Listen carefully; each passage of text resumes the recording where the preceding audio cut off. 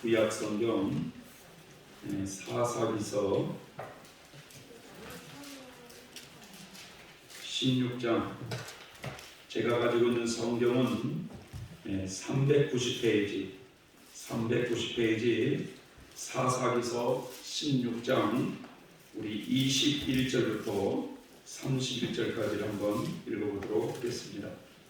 390페이지 사사기서 16장 21절부터 31절까지입니다. 390페이지 사사기서 16장. 자, 다 같이 피셨으면 제가 한 절, 여러분들이 한 절 또박또박 읽어보도록 하겠습니다.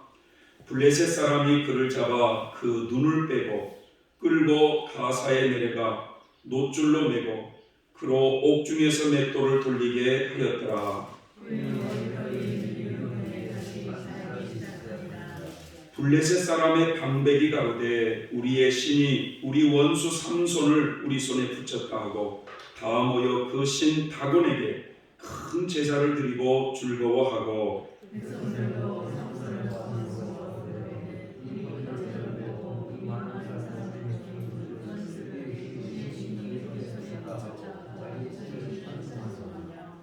그들의 마음이 즐거울 때에 이르되 삼손을 불러다가 우리를 위하여 제주를 부리게 하자 하고 옥에서 삼손을 불러내매 삼손이 그들을 위하여 제주를 부리니라.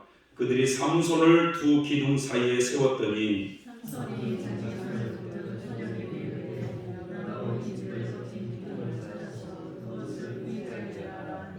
그 집에는 남녀가 가득하니 블레셋 모든 방백도 거기 있고 지붕에 있는 남녀도 3,000명 가량이라.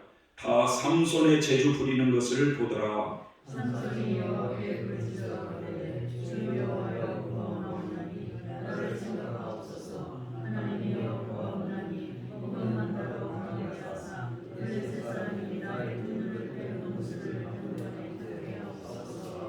집을 버틴 그 두 가운데 기둥을 하나는 왼손으로 하나는 오른손으로 껴 의지하고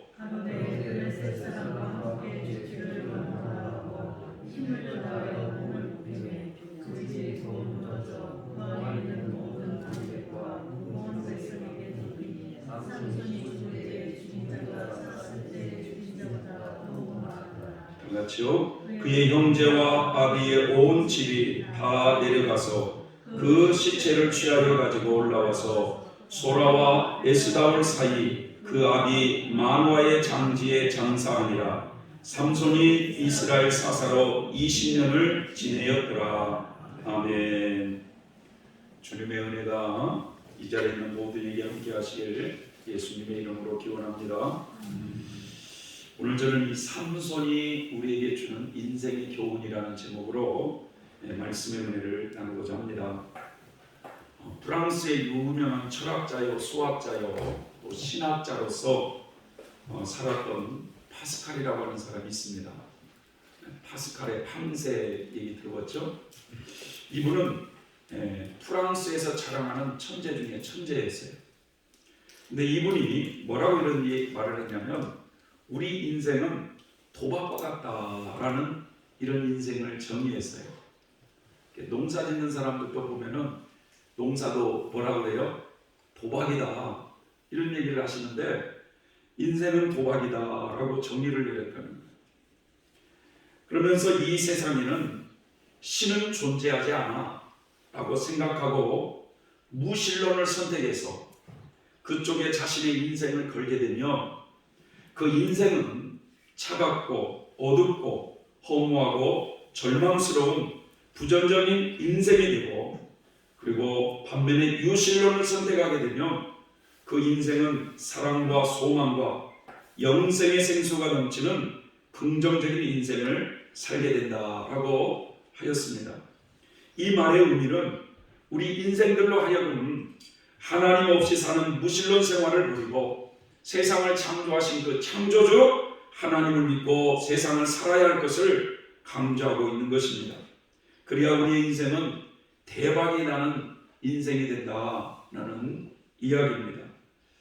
사사기 오늘 13장부터 16장까지는 이 성경 4장에 걸쳐서 한 사람의 인생 이야기가 아주 상세하게 나와요. 그가 어떻게 태어났고 어떻게 죽음을 맞이하게 됐는지 아주 자세히 기록하게 되어 있습니다. 그 한 사람이 바로 오늘 말씀에 삼손이라는 사람이에요. 아마 우리는 이 삼손과 드릴라 하면서 이런 얘기를 많이 들었을 겁니다. 그런데 여러분, 한번 이 삼손이 어떤 과정에서 태어나서 어떻게 자라서 그가 인생을 어떻게 최후에 비참하게 마쳤는가를 한번 유심히 좀 들어보시기 바랍니다. 오랫동안 이집트에 종살이 살았던 이스라엘 백성들은 6월절 어린 양의 피로 이집트에서 해방되게 됩니다. 이것은 전적인 하나님의 은혜였어요. 자, 하나님은 그 백성을 이집트에서 해방시켜서 그 아브라함과 그의 후손들에게 영원히 주겠다고 약속하신 가나안 땅에 주기를 계획하고 계셨습니다. 그래서 일찍이 그들의 그 지도자 모세라는 지도자를 선택해서 그 이스라엘 백성들을 애굽에서 불러내서 광야 40년 생활을 훈련시키셔요.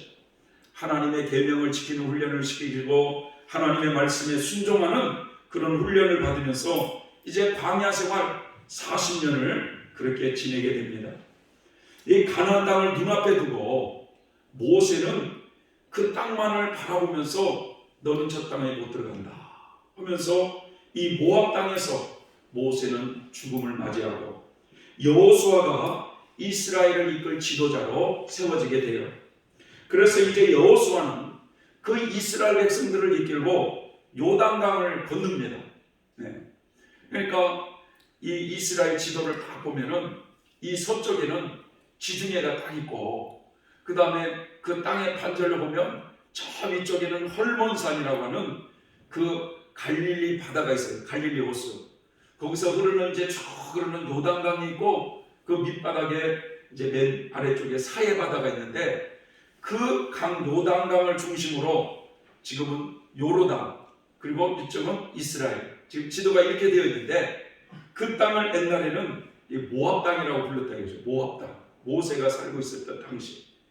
그런데 이 모세는 이제 모압 땅에서 죽고 여호수아가 지도자가 되어서 그 60만 이스라엘 장정들을 이끌고 어린아이들이나 노인들까지 합치면 약 250만 정도 된다고 해요. 그 수많은 사람들을 이끌고 요단강을 딱 건너요. 그럼 요단강을 딱 건너면 길갈이라고 하는 곳에서 이스라엘 백성들을 할례를 받게 하십니다.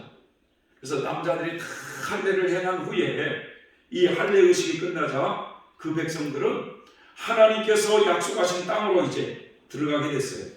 그런데 그 땅에는 이미 가나안 7족이 살고 있었기 때문에 그 땅의 족속들을 몰아내기 위해서 그 여호수아에 보면 막 전쟁을 하는 내용이 나와요.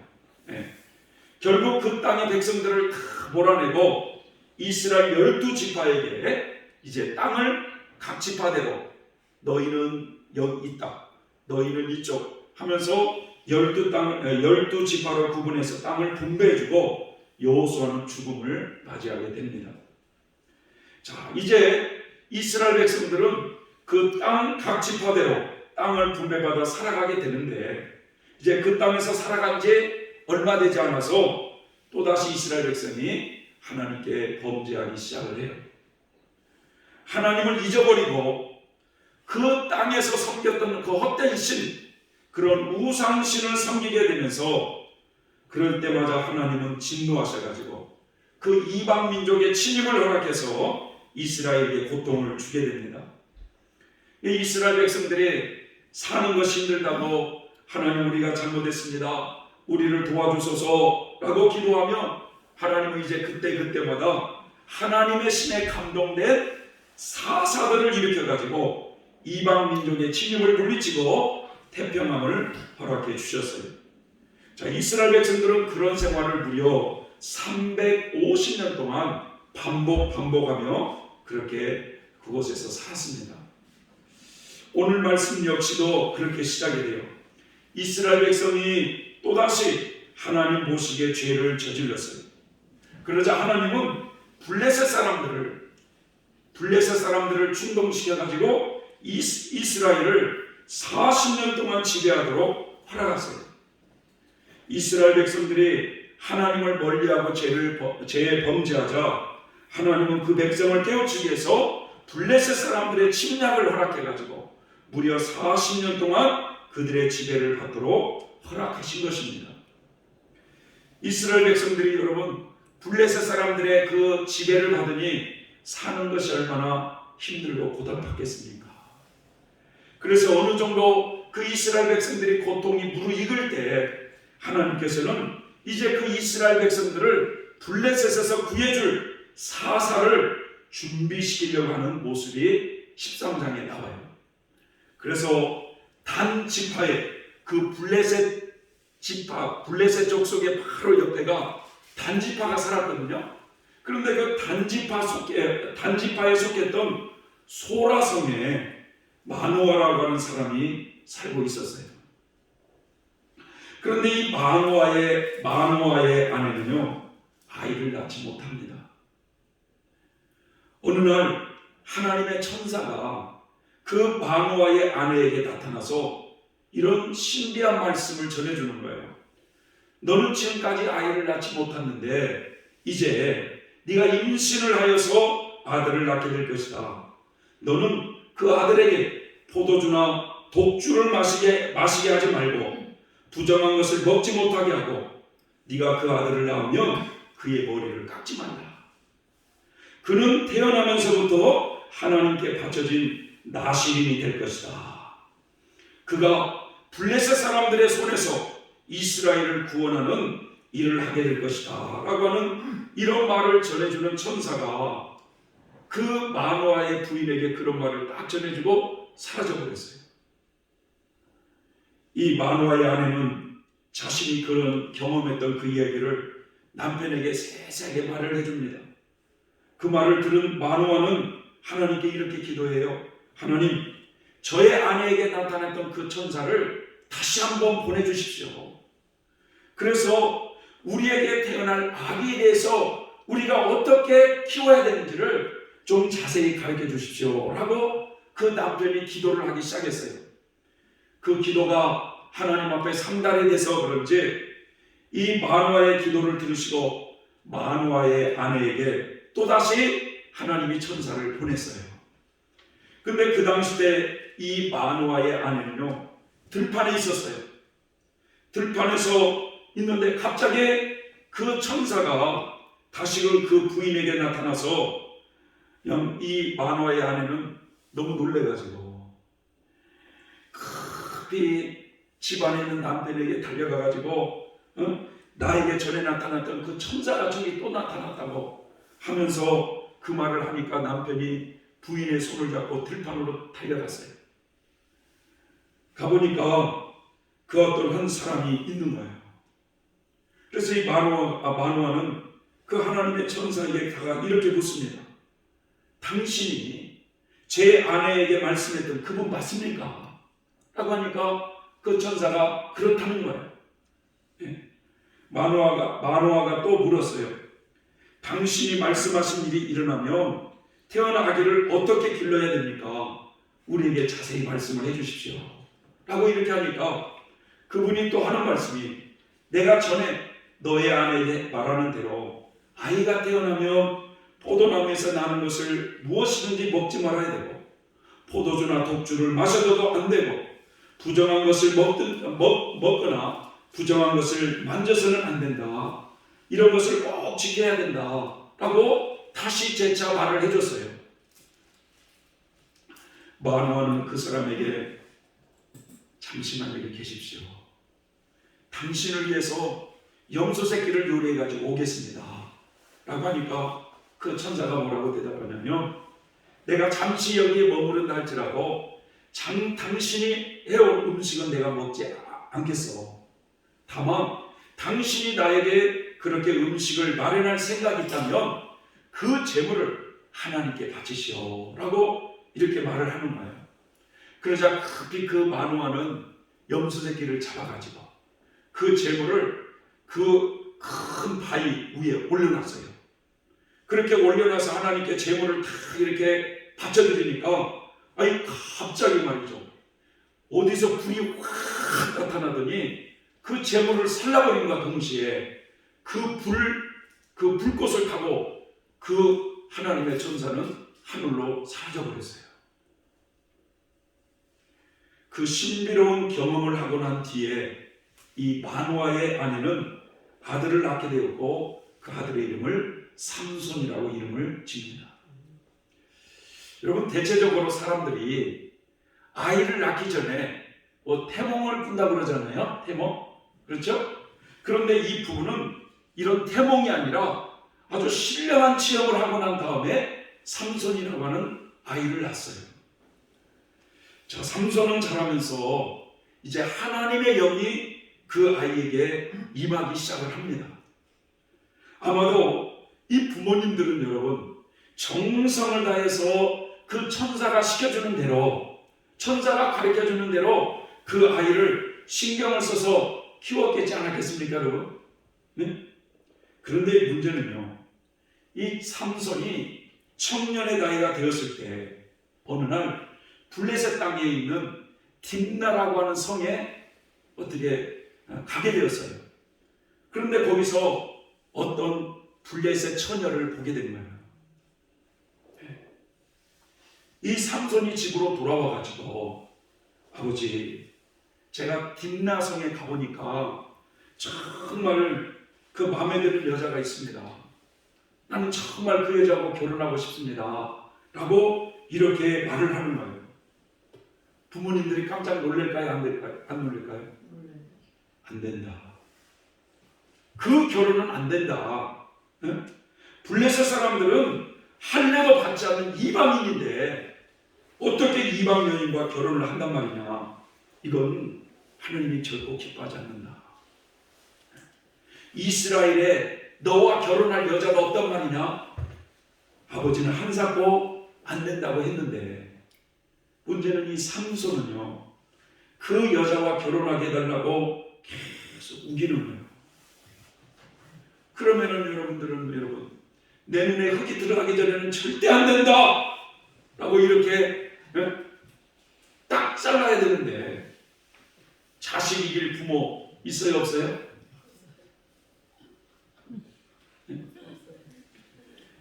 자식 이길 부모 없다고 결국 그 처녀를 보기 위해서 삼손과 그 아버지와 어머니가 딥나성으로 가는 거예요. 가는 도중에요, 갑자기 사자 한 마리가 으르렁거리면서 삼손에게 딱 덤벼들려고 하니까 하나님의 영으로 충만한 이 삼손이 말이죠, 마치 염소 새끼를 찢어버리듯이 그 사자를 맨손으로 찢어 죽였어요. 그런데 삼손은 자기가 이렇게 사자를 죽인 것을 부모에게 아무 말도 않고 그러고 그냥 갔습니다. 삼손은 이 부모님과 함께 딥나성으로 내려가서 이제 그 블레셋 처녀의 부모와 이렇게 만나게 되었고 혼인 문제를 이제 얘기를 하게 된 거예요. 근데 며칠 후에 삼손은 이제 그 여자와 결혼을 하기 위해서 다시 딥나로 이제 내려가는데, 얼마 전에 그 딥나로 가던 중에 사자를 찢어 죽였지 않습니까? 그래서 그 사자가 어떻게 됐는가 궁금해가지고 그 사자를 죽인 그곳을 이렇게 가보니까 죽은 사자의 그 시체 속에 벌이 많이 모여 있어가지고 거기를 가만히 보니까 꿀벌이 있는 거야. 꿀이 있는 거야. 벌꿀이. 여러분, 나시린으로 구별됐으면 그 죽은 시체를 만져야 돼요? 안 만져야 돼요? 안 만져야 되는데 그 사자의 속에 죽어있는 사자의 그 벌꿀을 보면서 그것을 먹어요. 그리고 아버지에게도 아무 말 안 하고 이 꿀을 먹게 합니다. 삼손은 태어나면서부터 하나님께 구별된 나시린이었지만 블레셋 여자와 결혼하려고 할 때부터 그의 인생의 길이 잘못 들기 시작을 하는 거예요. 하나님은 이방 여인과 결혼을 하게 되면 그 이방 여인이 섬기는 신에 너희들이 반드시 유혹될 것이다. 그러니 철저하게 이방 여인을 멀리하라고 하나님은 경고해 두셨습니다. 과거에 우연히 이 TV에서 그런 방송이 나온 거예요. 아마 한 45세, 50대 된 이 농촌에서 일하는 총각이 장가를 못 갔어요. 그런 그 총각이 시어머니를 한 분을 모시고 이렇게 살다가 무슨 저 카자흐스탄인가 무슨 우즈베키스탄인가 뭐 그쪽에 있는 어떤 여자를 이렇게 이제 데려오게 된 거예요. 그런데 이제 그 여자는 어떤 여자나 아주 철저한 그 이슬람 여자였어요. 뭐 이렇게 얼굴 가린 거 있잖아요. 막 쓰고 그런 여자인데 그 여자가 이제 그 우리 한국의 농촌 총각에 시집을 오게 된 거예요. 그런데 그 시어머니는 권사님이셨어요. 교회 권사님. 그래서 이 권사님은 그 며느리를 아주 못마땅하게 생각하는 거예요. 왜 못마땅하게 생각하느냐? 여러분, 두 신이 집안에 왔으니 충돌이 될까요? 안 될까요? 될까요? 안 될까요? 되겠죠. 이 여자가요, 얼마나 철저한 무슬림 여자냐면 TV에 방송이 그렇게 되는 거예요. 남편하고 아마 포도밭에서 포도일을 이렇게 하다가 그 여자가 그러는 거예요. 자기야, 지금 몇 시야? 그러니까 12시. 그럼 나 기도해야지 하고 그 비루 비닐 있잖아요. 비루 비닐. 그죠? 그걸 바닥에 깔아놓고 거기서 알라를 부르기 시작하는 거예요. 근데 하루에 몇 번씩이냐? 정확히 철저하게 그 시간대를 지켜놓고 5번씩 예배를 드리는 거예요. 그 여자가요. 그리고 그 남편하고 사는 집안에 쉽게 말하면 기도처처럼 조그만하게 이렇게 뭐라고 할까? 신당이라고 할까? 요걸 그렇게 차려놓고 거기서도 알라를 쫙 부르는 거예요. 그런데 참 신기한 건요, 놀라운 일은요, 그 남편이 얼마 있다가 그 부인의 신을 따르기 시작한 거예요.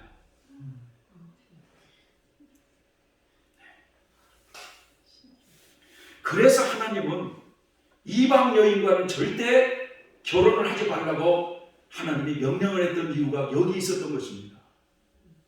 그러니까 그 부인이 뭐라고 얘기하느냐면 있잖아요. 자기가 최고로 제일 먼저 사랑하는 사람은 누구냐고 그랬더니 알라 신을 뽑아요. 그러니까 나중에 그럼 남편은 몇 번째로 사랑하는가 봤더니 남편은 5번째예요. 남편은.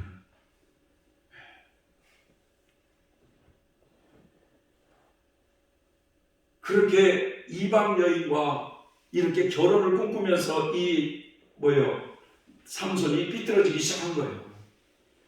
그리고 죽은 시체를 만져가지고 꿀을 먹었던 것도 잘못된 길이었습니다.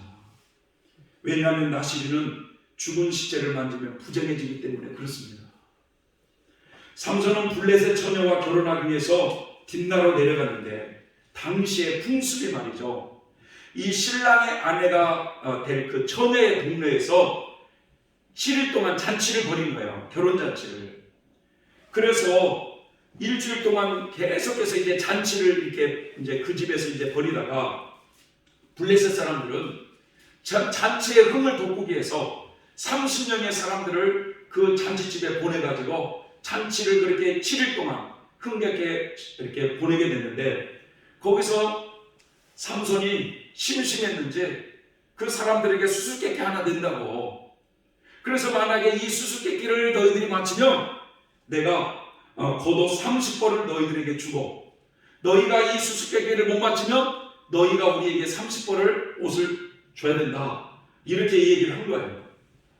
그런데 이 7일 동안 거의 잔치가 끝나갈 그때 이 친구들이 삼손이 된 수수께끼를 못 맞힐 것 같으니까 그 블레셋 처녀에게 뭐라고 유혹을 하냐면 너의 남편 될 사람에게 그것을 알려내지 않으면 너와 너의 집을 불태워 죽이겠다는 거예요. 그래서 이 삼손의 아내는 울면서 남편을 졸라서 답을 알아냅니다. 그래서 친구들에게 전해줬어요. 그래서 친구들이 답을 말할 때 삼손은 내 아내가 그 비밀을 너에게 말해주었구나, 이걸 알고 아스글론이라고 하는 곳으로 내려가가지고 30명을 쳐서 죽이고 그 옷을 빼앗아 가지고 그 잔치집에 참여한 30명 사람들에게 겉옷을 나눠줬어요. 그리고 기분이 나빠가지고 그냥 자기 집에서 그 자기의 처를 데리고 간 것이 아니라 그냥 자기 집 고향으로 가버린 거예요, 삼손이. 그 얼마 있다가 삼손이 염소새끼를 하나를 들고 그 장인집을 찾아가서 아내를 딱 만나려고 하니까 장인이 딱 뭐라고 말씀하냐면, 나는 자네가 내 딸을 미워하는 줄 알고 내 딸을 다른 사람에게 줘버렸다는 거야. 그러니까 이 삼손이 분노해가지고 블레셋 사람들을 내가 해할지라도 내게는 허물이 없을 것이다 라고 하면서 여우 300마리를 잡았어요. 여우 300마리를 잡아가지고 두 마리씩 여우 꼬리를 묶은 거예요. 그리고 나서 여우 꼬리에다가 나이타를 붙였는지 그 횃불을 붙여가지고 그 블레셋 사람들의 밭에다가 다 풀어놨어요. 그러니 여우들이 어떻게 되겠어요? 여우 꼬리에 불은 붙었겠다.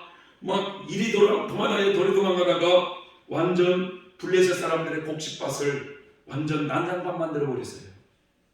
그러자 이 블레셋 사람들이 분노하기 시작하면서 누가 어느 놈이 이런 짓을 했느냐 보니까 그 딥낫 사람의 사위인 삼손이 이런 짓을 했다라는 것을 알게 돼가지고 요 블레셋 사람들이요, 그 딥낫의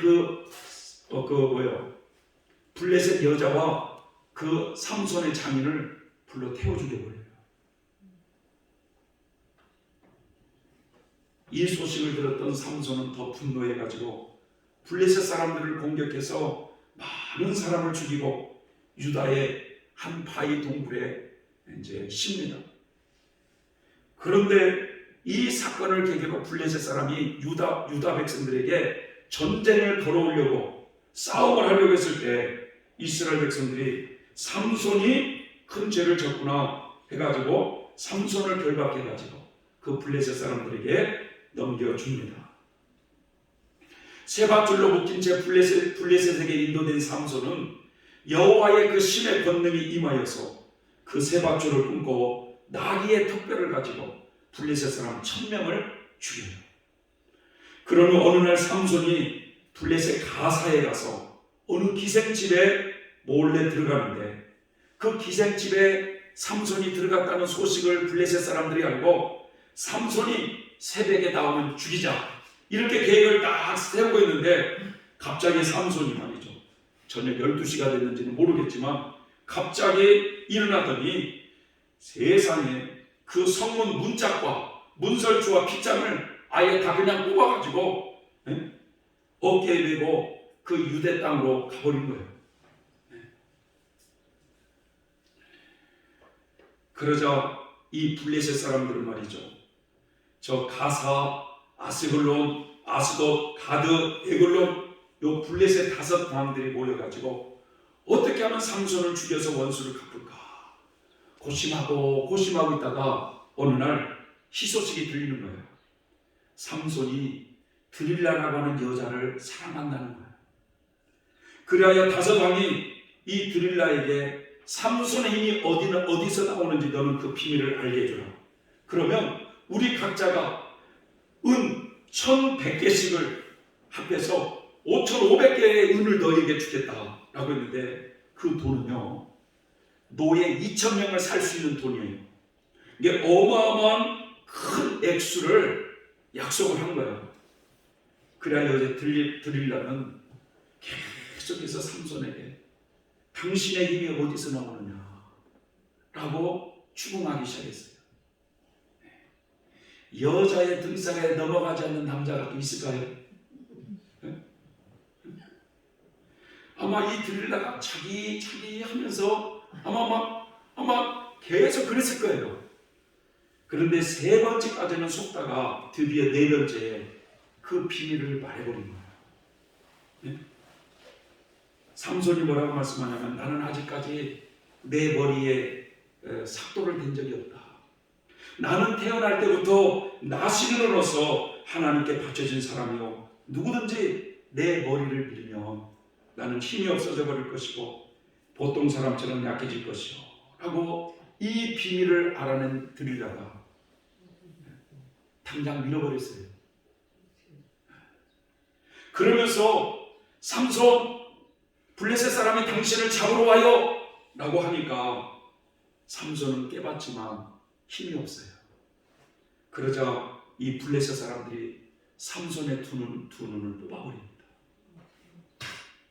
그리고 블레셋의 다곤 신전으로 그를 끌고 가가지고 그 신전 지하실에서 쇠 사슬로 묶여진 채 맷돌을 가는 그런 신세가 되어버렸어요. 그때야 삼손은 하나님께 회개하게 되었고 다시금 머리가 자라기 시작할 때 하나님께 마지막 기도를 이렇게 드립니다. 하나님, 저를 기억해 주십시오. 하나님, 저에게 한 번만 더 힘을 주십시오. 내 두 눈을 뽑아버린 저 블레셋 사람들에게 원수를 갖게 해달라고 기도하며 그 신전의 두 기둥을 붙잡고 그 다곤 신전을 무너뜨리면서 거기에 수많은 그 신전에 모인 블레셋 사람들과 함께 최후의 죽음을 맞이하게 되는 이 삼손의 모습을 봐요. 여러분은 이 삼손이 하나님 앞에 인생을 잘 살았다고 생각이 드십니까? 아니면 인생을 잘못 살았다고 생각이 드십니까? 삼손의 묘비에 하나님을 사랑하다가 힘쓰고 애쓰다가 살다간 삼손이라고 쓸 수 있는 만큼 인생을 잘 살았습니까? 아니면 못 살았습니까? 제가 보기에는 삼손의 인생은 실패한 인생이에요. 물론 그가 구원을 받아서 천국에 갔겠지만 히브리서에 보면 믿음의 사람들이 쭉 나올 때 거기에도 삼손이라는 이름이 나와요. 근데 그가 부끄러운 구원을 받아서 천국에 갔겠지만 중요한 것은 삼손의 인생은 실패한 인생이었어요. 두 가지 면에서 그렇습니다. 첫째로는요, 그는 나시린으로서의 구별된 삶을 살았어야 돼요. 태어날 때부터 하나님은 그를 구별하셔서 지명하여서 구별했다는 거예요.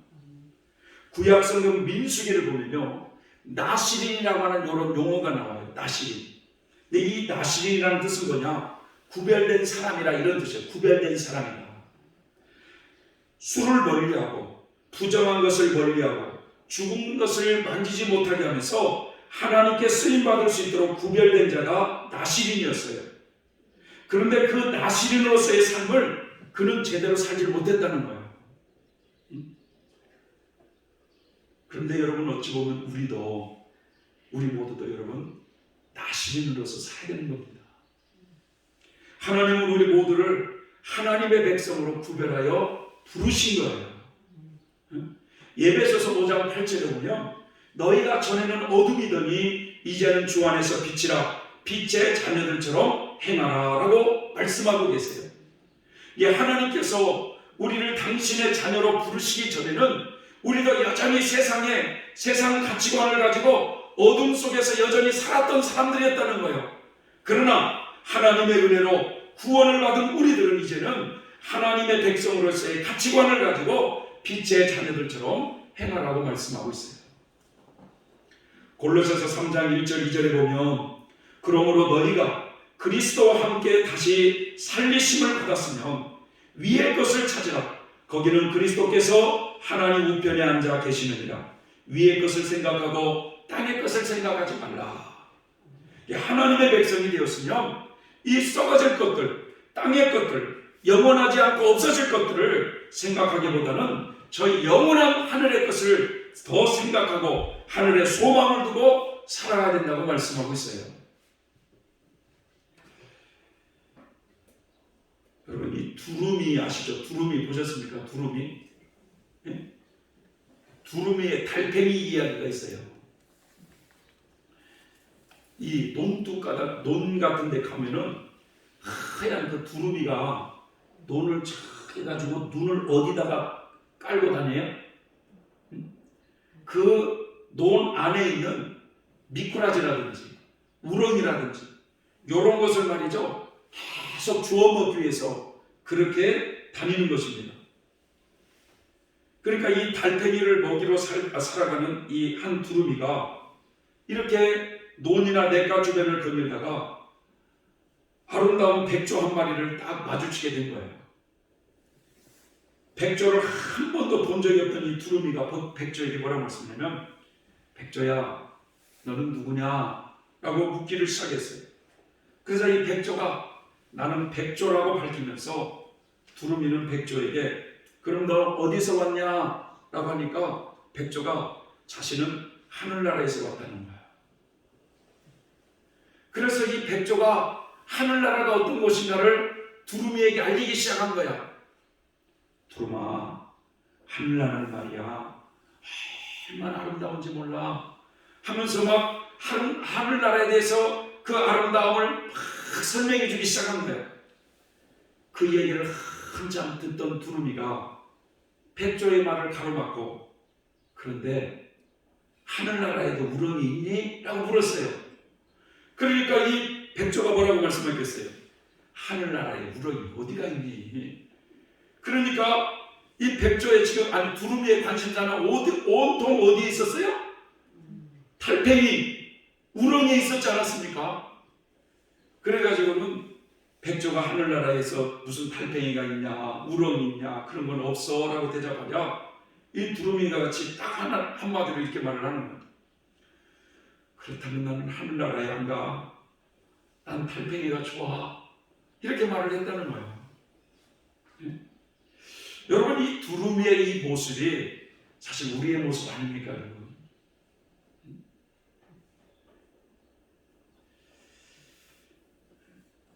예수님이 다시 오실 때 세상에서 믿음 있는 자를 찾아볼 수 있겠느냐라고 말씀해서 알 수 있듯이, 이 마지막 때 어둠이 더 짙어가면 짙어갈수록 믿음으로 살아가는 사람들이 의외로 많지 않다는 거예요.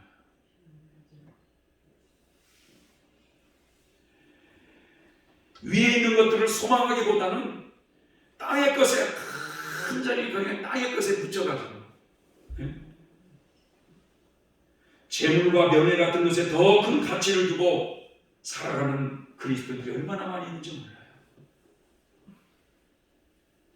아무리 하늘나라를 설명해도 눈에 보이는 달팽이에만 정신이 달려있는 두루미처럼 주님이 주시고자 하는 영생의 기쁨, 썩지 않을 유업을 바라보지 않고 눈에 보이는 세상 것들을 추구하는 그리스도인들은 여러분 결국 찬란한 유업 대신에 결국은 영원한 수치를 맛볼 수도 있다는 거예요. 우리는 그런 일이 일어나지 않도록 여러분 오늘 이 삼손이 우리에게 주시는 인생의 교훈을 새겨야 될 줄 믿습니다. 삼손은 그 나시른으로서 구별된 삶을 살지 못해서 그는 인생의 비참함을 맞이했듯이 우리도 구별된 하나님의 백성으로서 그런 삶을 살지 못한다면 여러분 이 세상이 망할 때 여러분 우리도 역시 세상이 망할 때 똑같이 망할 수밖에 없는 게 우리라는 걸 여러분 기억하시기 바랍니다. 두 번째, 삼손은요 자신의 사명에 충실하지 못한 사람이에요. 블레셋 사람들에게 억압받고 있는 이스라엘 백성들을 구원하라고 하나님이 사사로 이 땅에 삼손을 태어나게 하셨어요. 그 하나님의 부르심을 그는 성실하게 살아가지를 않습니다. 그래서 자신의 힘을 어디에다 쏟느냐? 육적 쾌락을 위해 쏟아붓고 말았어요. 여러분 잠언서 31장을 보면 느무엘이라고 하는 그 왕이 이제 나라를 다스릴 때 그의 어머니가 훈계하는 내용이 나옵니다. 아들에게 이렇게 말씀해요. 내 아들아, 내가 무엇으로 너에게 말을 할꼬? 내 태에서 나다 아들아, 내가 너에게 무엇으로 말을 할꼬? 내 아들아, 하나님께 내가 서원하여서 얻었던 아들아, 내가 무엇을 너에게 말할꼬? 너의 힘을 여자에게 쓰지 말며 술을 멀리하라고 교훈해주고 있어요. 힘을 여자에게 쓰지 말라는 거예요. 그래서 이 여자는 사자보다도 더 무서운 존재이기 때문에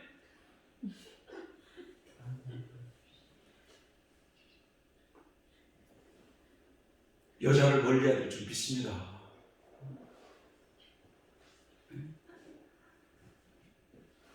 그런 말이 있어요. 남자는 힘으로 세상을 지지만 결국 그 힘보다도, 세상을 지는 힘보다도 더 센 게 여자라서 여자는 남자를 주무른다. 삼손은 하나님의 영이 그에게 임해서 그에게 그 은혜를 주었을 때 그의 사명 때문에 주셨는데 그는 그 사명에 충실하기보다는 그 힘을 여자에게 쏟고 말았어요. 결국 그 두 눈이 여러분 뽑히는 불행을 당하게 되었고 쇠사슬로 묶인 제 다곤 신전의 그 지하에서 맷돌을 가는 그 처량한 신세가 되었고 결국 비참한 죽음을 맞이하게 됩니다.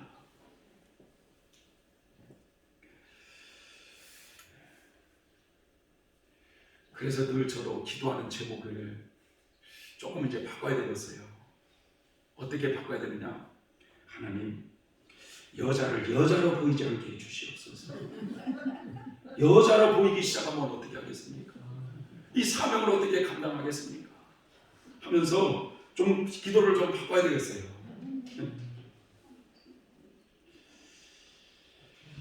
여러분, 하나님께서 이 땅을 살면서 우리에게 주신 힘을 우리는 무엇을 위해 사용하십니까? 재물이 나의 힘이 될 수가 있어요. 재물이. 건강이 나의 힘이 될 수가 있어요. 학식이 나의 힘이 될 수가 있어요. 우리에게 주어진 재능이 나의 힘이 될 수 있어요. 여러분, 그런 힘들을 우리는 어디에다 쏟아붓고 있습니까? 장차 우리의 인생이 끝마치고 나면 우리 모두는 하나님 앞에 쓰게 되어 있어요. 네가 70년의 인생을 살았으면 네가 어떻게 살았는지, 80년의 인생을 살았으면 네가 80년의 인생을 어떻게 살았는지 우리는 하나님의 그 심판대 앞에서 결산을 날을 우리는 누구나 다 하게 되어 있습니다. 그렇다면 우리는 지금까지 인생을 살면서 우리의 힘들을 어디에다 사용하고 있는 것일까요? 여러분, 이 땅에서 나에게 주어진 그 힘이라고 하는 것들을 저 영원히 낡아지지 않는 그 나라를 준비하는데 여러분 사용되어야 되지 않겠습니까? 여러분?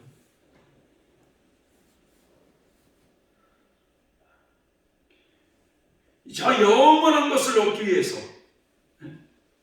영원하지 않는 것을 포기하는 것은 여러분 진짜 그런 사람이 지혜로운 사람이에요. 성도 여러분, 하나님의 이 사랑과 은혜는 우리가 하나님께 순종할 때 엄청난 축복으로 나타나지만 이 불순종할 때는 비참하리만큼 저주가 임한다는 사실을 알아야 돼요. 예수님의 제자 중에 가룟 유다는 12사도에 들어가는 축복을 얻었지만 그러나 나중에 그가 그 하나님의 뜻에 불순종해서 결국 예수님을 팔아버렸을 때는 예수님이 그에게 뭐라고 말씀했습니까? 그는 차라리 태어나지 않는 것이 저의 영혼에게는 좋았을 뻔했다. 그런 말씀이 있어요. 우리가 삼손의 인생을 교훈 삼아 우리 인생을 좀 더 가치 있고 보람되고 우리의 사명에 충성하면서 살아갔으면 좋겠습니다. 기도하겠습니다. 사랑하는 하나님 아버지, 오늘 한 사람의 인생의 교훈을 통해서 우리가 교훈을 얻기를 원합니다. 역사는 반복된다는 말씀이 있습니다.